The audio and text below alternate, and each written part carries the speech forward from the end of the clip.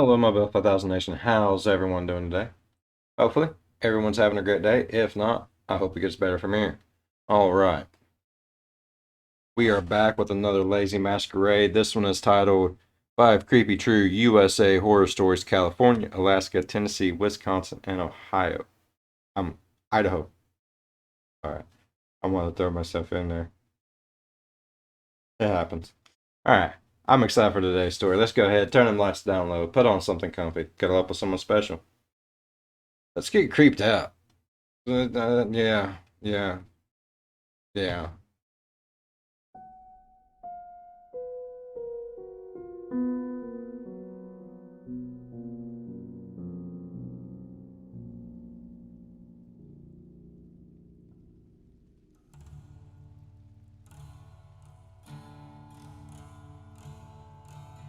Greetings, Lazy Legion, and welcome to my new series. Over 10 videos, I'll be taking you on a road. Yes, this is volume one. We're going to do volume one. Then next time will be volume two, and then the following time will be volume three. So on and so forth. We're going to get through them. We'll get through them. Trip across the USA, narrating one horror story from every state.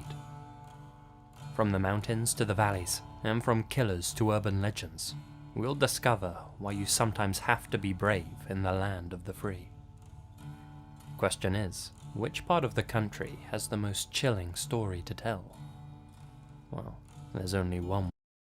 That's a good question. Does that make you a better place or a worse place, though? I don't want to know the answer to that. I don't. Way to find out. So sit back, relax, and get ready for a trip down Route 666. It's gonna be a bumpy ride. Hope someone brought a damn good playlist.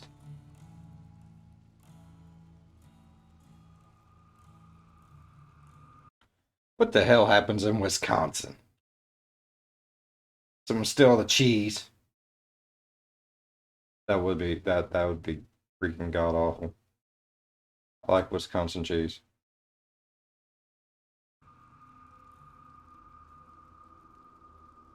There used to be this old, abandoned house just outside of Madison, Wisconsin.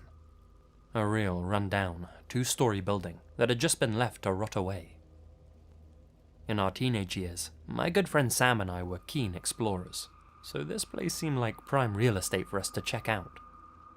We dreamt of finding some lost treasures hidden in the attic, or something cool left behind in the basement. We'd occasionally walk past the place and stood outside looking at it, talking about actually going inside. Well, one weekend, we decided that's exactly what we were going to do.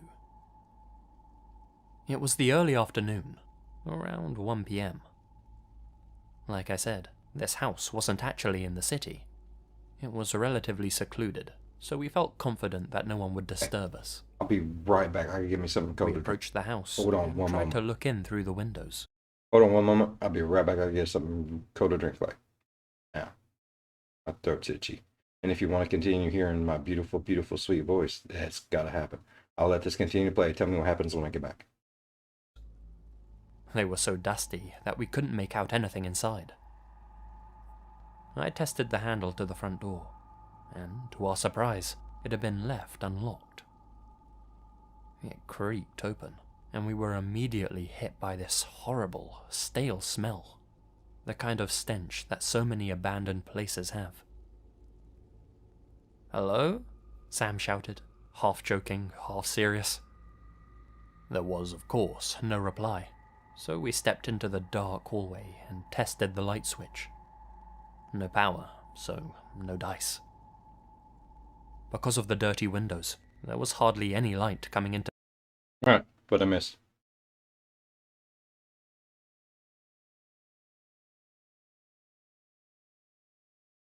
Come on now. We ain't got all day. Sorry, your throat was really itchy.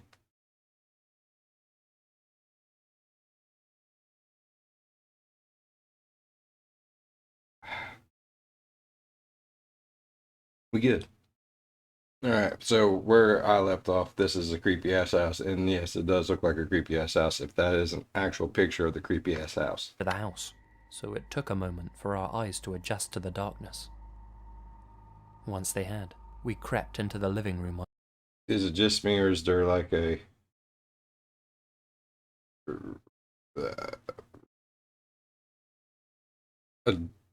weird color going across the screen?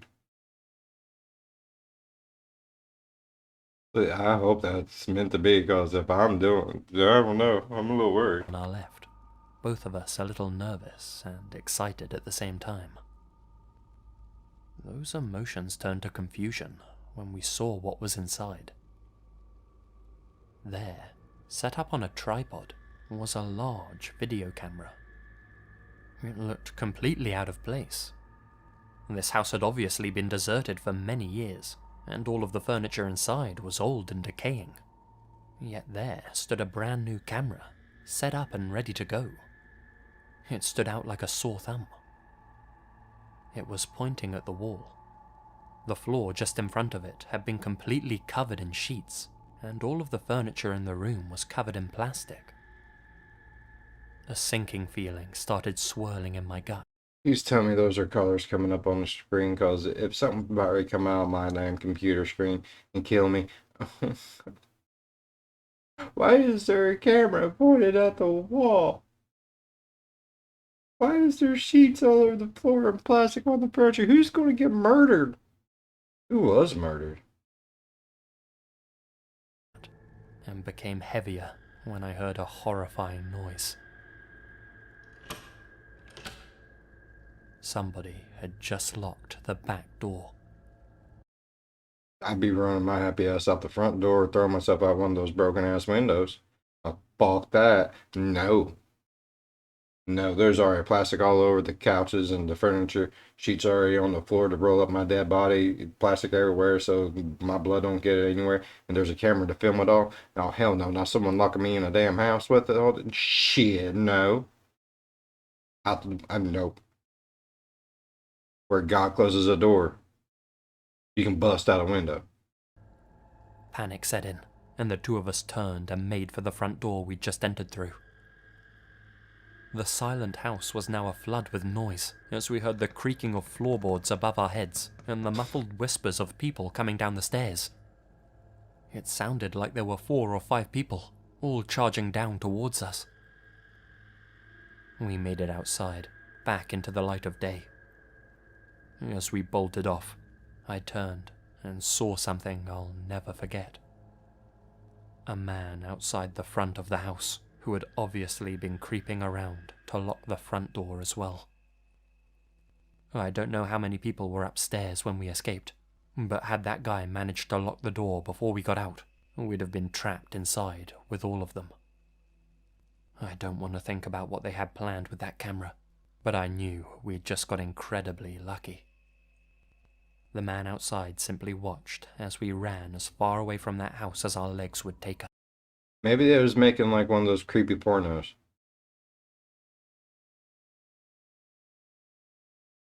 I mean, I could be right. There's some fucked up individuals out there that do weird shit in weird places. Just saying. It could explain the sheets and the plastic. Huh.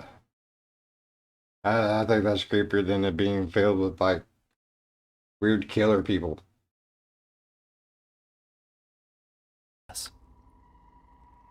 We told our parents about the incident, who, in turn, told the cops. They eventually got around to searching the place, but by the time they did, it was completely empty, and there was no sign of any video camera. Nothing else seemed out of place, and nothing else ever came of it. That old house has since been demolished. I hope those men never found some other place to lure people. Oh, so that's probably not an actual picture of the house then. I say, because look at all them damn windows. Yeah, I would have got out of there. I don't give a fuck. You lock both doors. Yeah, I'll climb up that damn chimney right there, or that chimney right there. I'll bust out that window, this window, that window, that one, that one, that one, that one, that one, that one, that one, that one, that one, that one, that one, that one, that one, that one, that one. Bet your ass I'd got out of there. People into. Then again, They were all inside there already, waiting for somebody to walk in. So I'm guessing this wasn't their first attempt. And I'm also guessing explorers like us aren't so uncommon after all. I hope I'm wrong.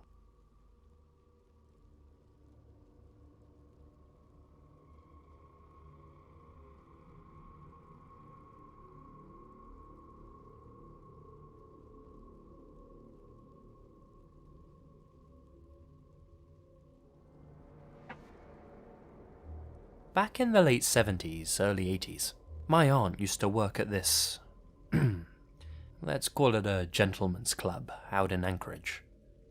Not as one of the dancers actually, but as a bartender. My buddy just came over here.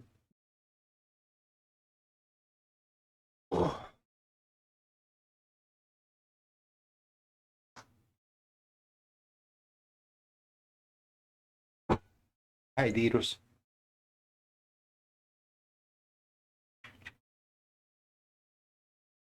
Buddy.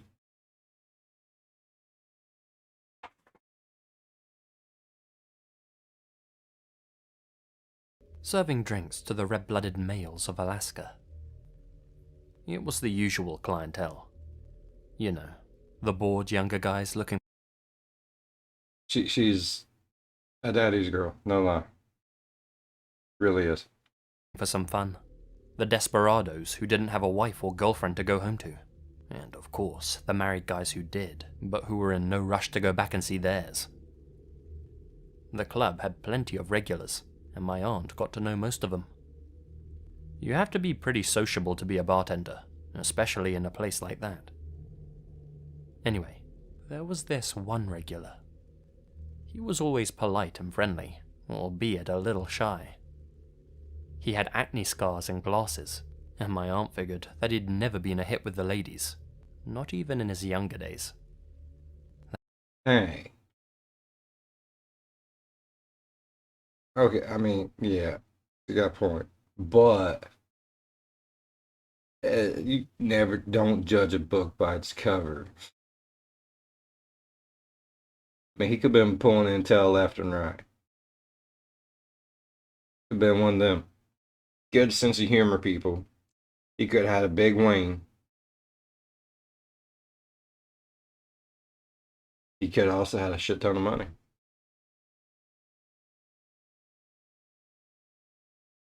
There's just because he has acting scars doesn't and wears glasses don't mean shit. He could have been pulling tail left and right.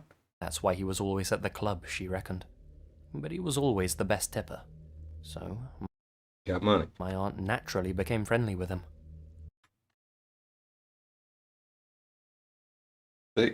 See? By all accounts, he was a nice guy. And after a while, he started opening up to my aunt. One day, he even invited her to a birthday party that he was having at his home.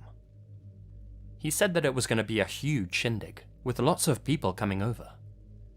He even offered to give her a ride there, saying it wasn't far from the club.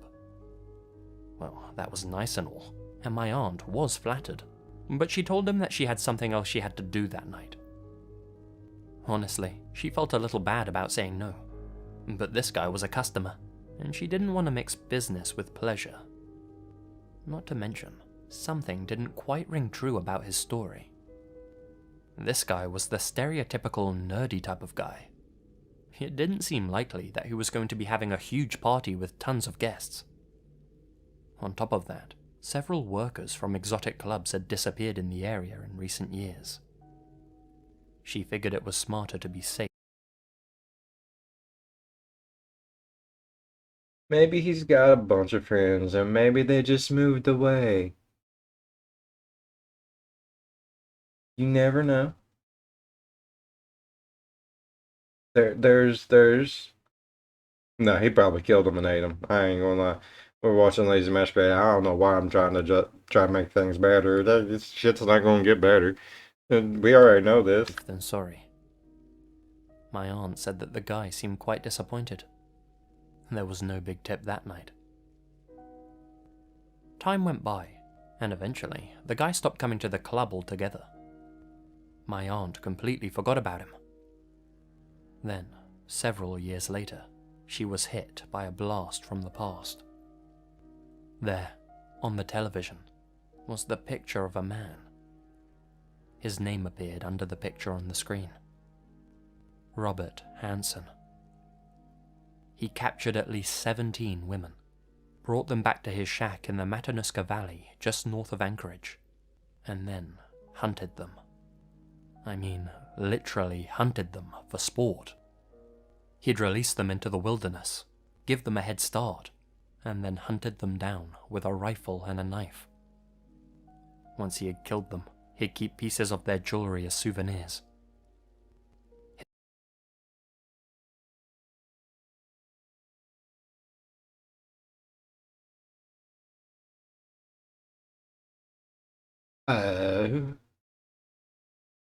Out of all the things that I figured he was going to do, hunting them was not like on the top of that list.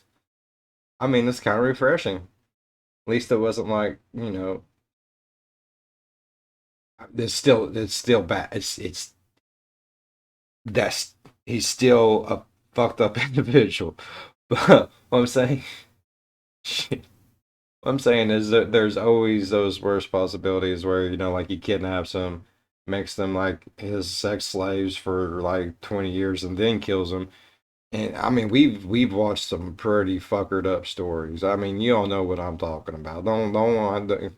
It could have been worse. I mean, what happens if they get away from him? Like, does he hunt them forever?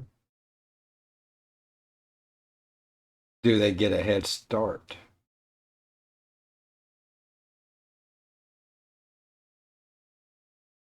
What happens if they make it back to civilization? Do they win a prize? These are all questions I need to know. His final victim managed to escape his clutches, and thankfully, Hansen was arrested for his heinous crimes. I don't think they got a prize. I don't think they got a prize at all.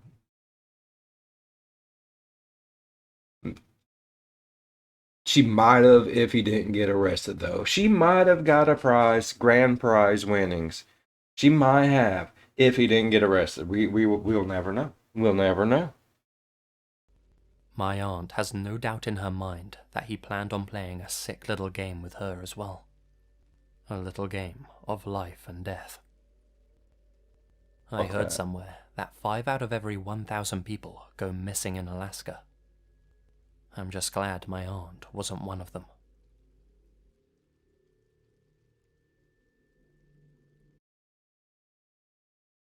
I mean, do they go missing in Alaska because they're like wandering around and they get freaking lost? Or are they going missing in Alaska because of people like Crazy Q over here?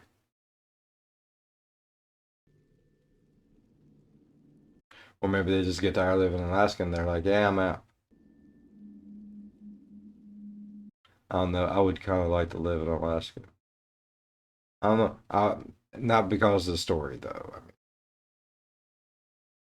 it just seems like nah, I don't want to live in like the bumfucked Egypt of Alaska, but I don't know, a townish type area of Alaska. Somewhere where you get like 30 feet of snow every year, but yeah, you still get some warm weather. You know what I mean? You know what I mean? Idaho, Idaho, we all Idaho. Been a weird day, people. My friend John recently convinced me to share this story that happened to us near McCall, Idaho. We'd like to hear what you all make of it, 'cause it sure beats the hell out of us. John's parents owned a lakeside cabin, and we had decided to spend the weekend there with our other friend Tom. We just planned on kicking back with a few beers, going out and enjoying nature. This place was quite a ways out of town, pretty much in the middle of nowhere. Not another living person around for miles in any direction. We shared some laughs on our journey there, talking about all the things we were going to get up to. The place was a small but stunning log cabin, overlooking this picturesque little lake. We spent what was left of the daylight unpacking, cracking open cold ones, and swimming in that lake. We dived off the wooden dock into the water, cannonballing each other and just generally having a fun time. Nighttime rolled around, and the three of us were playing cards inside the living room area of the cabin. It was a nice, peaceful evening, and we were starting to wind down after the long day. Now, it was a relatively quiet night, but at around 11 p.m., things became real silent. Any rustling outside had stopped, along with the sound of the breeze and the Don't you hate it when that happens? I've been in places that it gets so quiet that your ears ring. Does that, if that even makes any freaking sense at all? Like, I know that sounds weird as shit, but I have literally been in places where you walk outside and like you're trying to hear stuff, but there's just dead silence. Only thing I could hear was literally the ringing in my own ears. I don't know if it's like a ringing from where I'm trying to hear something or what, but it's just like me ever so tenderly in the back of my ear. I'm not crazy.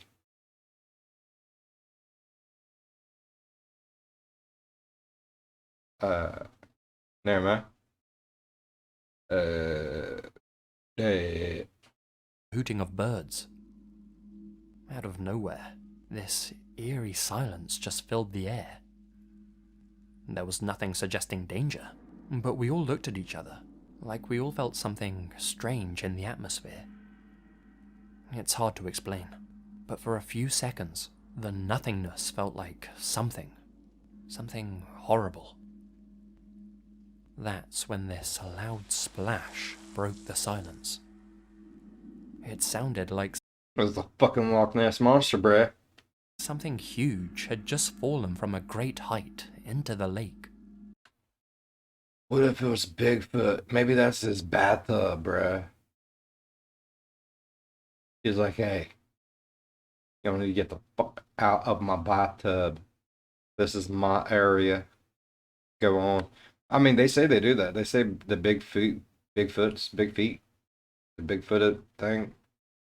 Well, I don't know what the plural Bigfoot is. Bigfootus,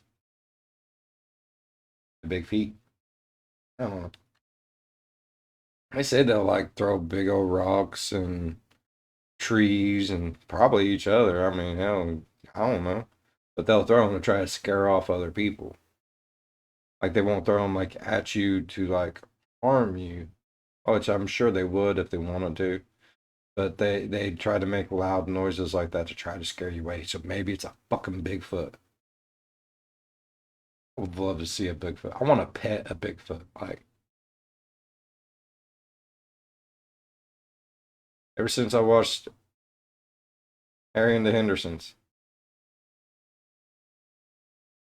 I loved that movie when I was little. We rushed outside to see what it was. That's the curious part. The water was completely still, no ripples whatsoever. But there was something there, something large floating in the lake. We got nearer to the water's edge to take a closer look. We could make it out now. It wasn't a thing. It was a person. A body floating face down in the water, arms outstretched. It looked like a man, and it seemed as if we were too late to help. The body was bloated, like a waterlogged corpse. Where the hell had he come from? Nobody else was meant to be around anywhere nearby. We all started freaking out, and John ran down to the wooden... If he was already bloated, bro, he'd been there for a minute. Like a pretty damn long, good minute. At least what? I'm not a CSI person, but you know, I've watched CSI Miami. What was it like?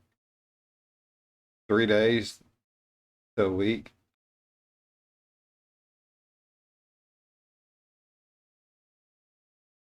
Depending on like the temperature of the water and all that good shit. Something like that. Maybe someone like, maybe the splash they heard wasn't something splashing down, was it splashing up? I mean, think about it, if someone, okay, say maybe he threw himself off a cliff. Maybe his body sank a little bit, got stuck under some debris or something. Then as he floated up. I mean, a splashing noise is made whenever things come up out of the water as well. Uh, Maybe he was murdered, and maybe it's from that house in Wisconsin. Maybe they murdered someone, rolled him up in the sheets, took him to this place. Because Idaho's not far from us. Are we in Idaho? We in Idaho now? I think we in Idaho now. Idaho ain't far from Wisconsin, is it? I don't think so. Maybe they're connected. Maybe those people that was in that house finally did actually get someone. They rolled him up in the sheets. They took him to this specific lake and threw him in the water. And now a few days later, that water has bloated and it had popped up. It's all connected, peoples. Doc's walkway to try and pull the guy out.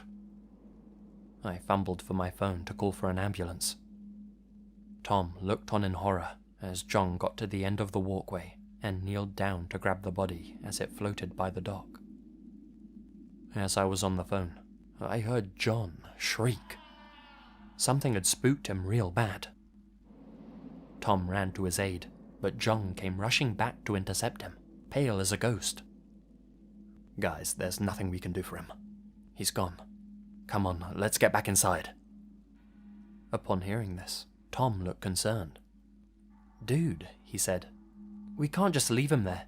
We have to get him out. Tom started moving towards the body. No, Tom, said John. Not you. Come on, back inside, now. John's tone was so serious. I hadn't heard him speak like that in the longest time. It kind of frightened me, to be honest, and it definitely convinced Tom, who turned back and hurried inside the cabin. We all waited in the living area for the ambulance to arrive, looking outside every now and then to see the body still floating face down in the water. The old red and blue lights took a long time to get to us, but as soon as they pulled up, we rushed out to greet them. We told them about the body in the lake and went to point it out to them. But that's the thing. It wasn't there. The corpse was nowhere to be seen. Where the hell had it gone? Had it sunk? Divers searched the small lake and found no trace of a body whatsoever. The water was empty. There were absolutely no tire tracks near the cabin. Nothing unusual or out of place. Nowhere for anyone to go. Where the hell had the corpse gone? The man had been face down in the water for ages. He wasn't exactly in any condition to just stand up and walk away. If this was some guy just messing with us, we had no idea how or why. Maybe. I don't know. I don't know. Where would they go? Like, is there like a spillway? Could have gone out a spillway or of some sort, or a cold shit. The word that I have a hell of a time with. Whatever. Maybe it's stuck in something. I mean, it also just depends on how big the lake is. I mean, I've lost stuff in lakes and I've never found it. I mean, you can search, and as you move things around, things float. Currents and shit. This whole experience shook me up pretty bad, but I honestly wouldn't be sharing this story if it wasn't for what John told me. Oh, fuck, that's right. He actually went up and seen the body. Remember that John shrieked? Well, he hadn't told us what scared him so much that night because he didn't want to freak Tom out. Why, why is he so concerned about Tom? Was the Tom's body in the lake? Is Tom really a ghost? In private, John confessed to me what had happened. He said that as he leant down to examine the body, the corpse's head turned up to look at him. Its hand grabbed his arm. Its face was charred, its eyes milky white.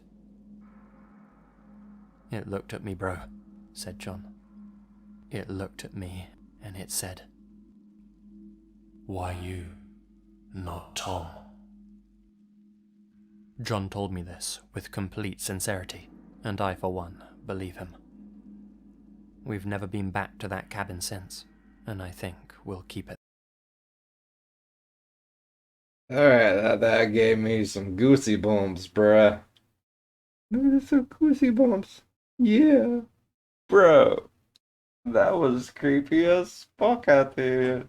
Oh, I love it. Oh, why was its face charred? Why was its eyes milky white? What the fuck was it? Why did it want Tom? Hey, Tom, you want some candy? That way.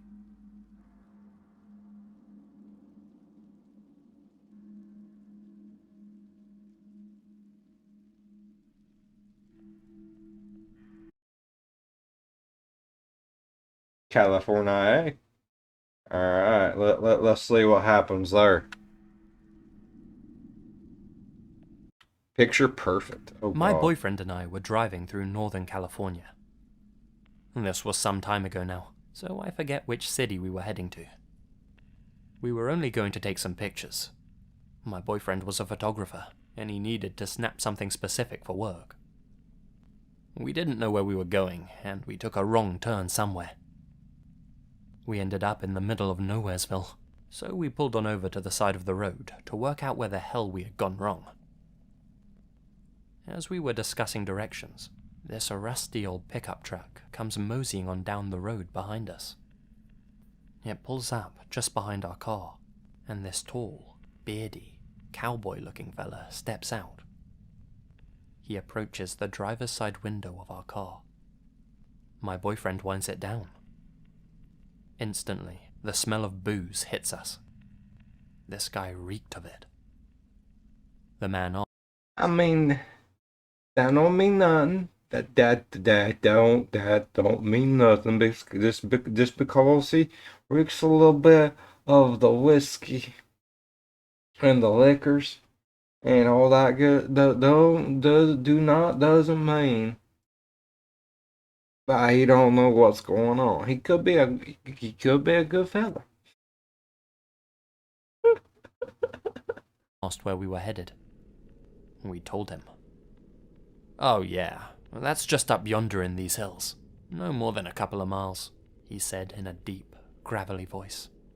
His throat had obviously been punished by years of alcohol abuse. "You just need to take a quick picture, right? It's easier if you just get in with me. I'll drive you back here afterwards." He kept on. Okay. Never mind. He's not. He's probably not a good guy. Probably not. I wouldn't trust none of that shit. That's like some wrong turn shit, bro. This is California, not West Virginia. Why are we hearing some wrong turn shit, bro? Jeepers Creepers. Kind of a Jeepers Creepers feel. The original Jeepers Creepers. Aggressively insisting that we get in his truck with him, that he'd drive us up into the hills to our destination. "Get in. Come on, I'll take you. Get in." I knew this guy wasn't to be trusted. So many bad vibes. My boyfriend, on the other hand, was on the verge of getting out of our car and joining him. Had I not been there, I'm sure he would have. I hit the lock all doors button and told my boyfriend to floor it. He looked confused, but obliged. As we sped away, we heard the guy shout something. Since my boyfriend's window was still open, we heard him clear as day. Oh, you made the right choice. He cackled as he turned away.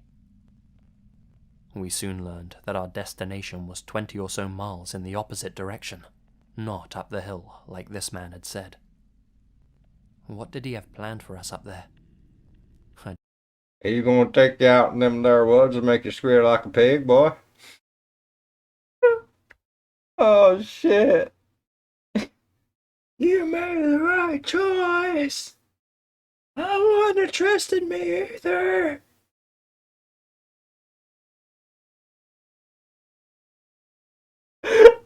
Oh god, no. What the fuck? Yeah, I appreciate it though. I mean, at least he let you know you didn't. You did not fuck up today.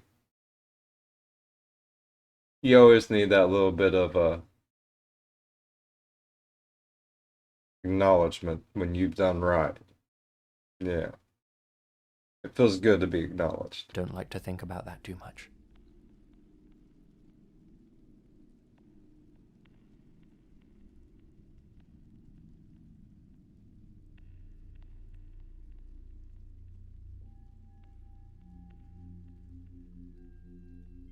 Where I live, Skin semi-rural tone. East Tennessee, we have our very own version of Freddy Krueger. Oh, okay. Pretty skin tone. Oh shit. If you're from my neck of the woods, you may have heard of him. He's known as Skinned Tom. In life, Tom was a good-looking guy who liked the ladies. Once he had dated all of the available girls in his area, he started seeing a girl in the next town over, not knowing that she was married. Man, he sounds like a whore. They shouldn't call him Skin Tom. They should have called him like Run Around Tom. Been Around Tom. Tom, the person with stuff Ajax can't get off. Eventually, her husband got wind of what was going on and vowed revenge on the two of them. He told his wife that he was going out of town for the weekend. Then he hid in the woods behind their house. As he had guessed, that evening Tom showed up to take the lady out. The husband followed them to a nearby lover's lane. Things were getting pretty hot and heavy when all of a sudden the car door was jerked open and Tom came face to face with one very huge, very angry looking man wielding a hunting knife. "Oh God," screamed the girl. Oh, "It's my fuck. husband." Oh, fuck. The, you,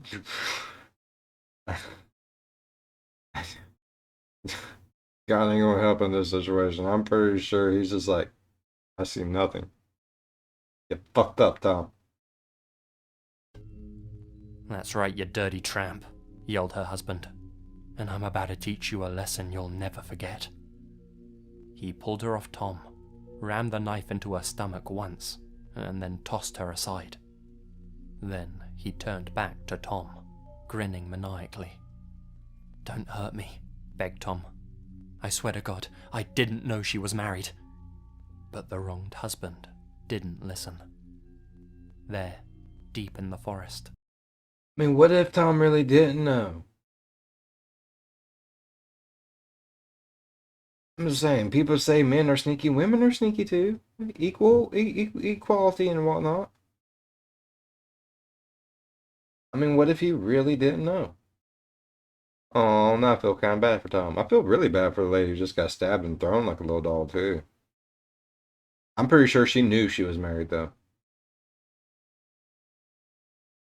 Still does not make it right. Still, no, I know what your all's brains are like.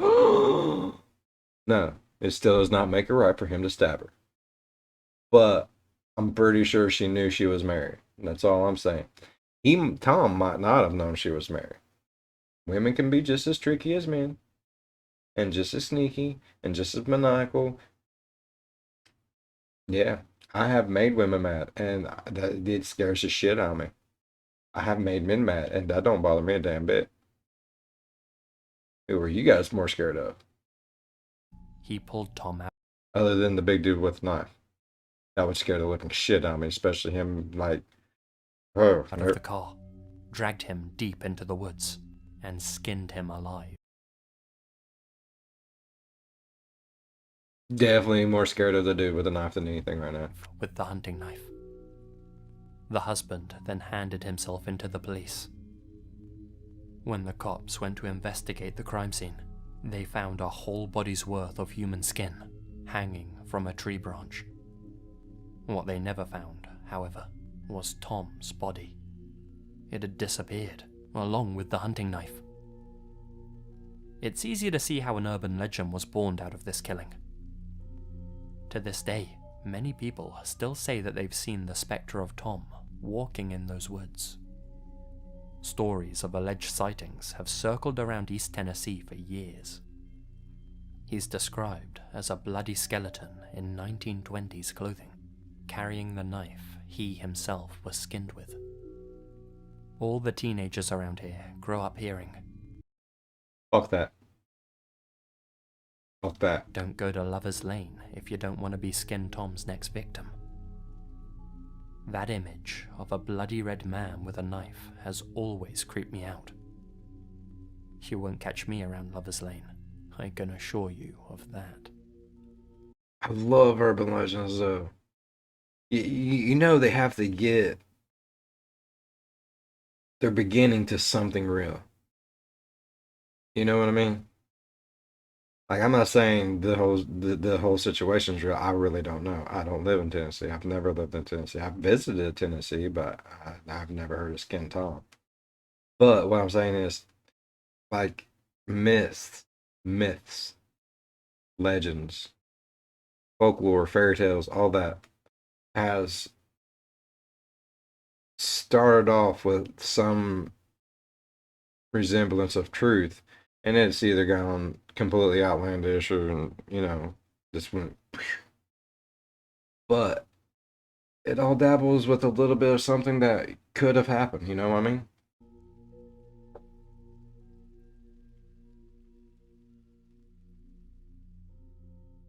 Hmm.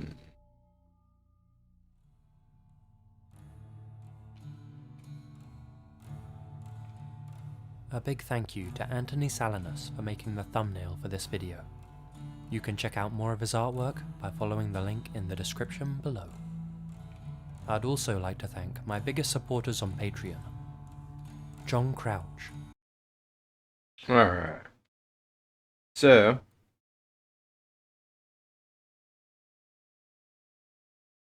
bachelor parties from hell. Oh. Alright. So, I like that. I like that. I like how, I like that. It's like,